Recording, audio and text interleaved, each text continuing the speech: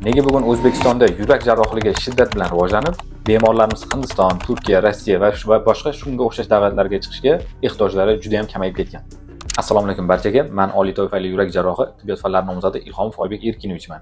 Avvallari yurak operatsiyasi uchun bemorlarimiz chet davlatlar, ya'ni Hindiston, Turkiya, Rossiya va Germaniya kabi chet davlatlarga murojaat qilishar edi va yurak operatsiyalarini shu davlatlarda o'tkazib kelishar edi. Ayni o'sha davrlarda O'zbekistonda yagona bo'lgan respublika ixtisoslashtirilgan xirurgiya markazlari, kardiologiya markazlari, shoshlanish markazlarida bu operatsiyalar o'tkazilardi. Bu operatsiyalar uchun ehtiyoj qondirila olmas edi.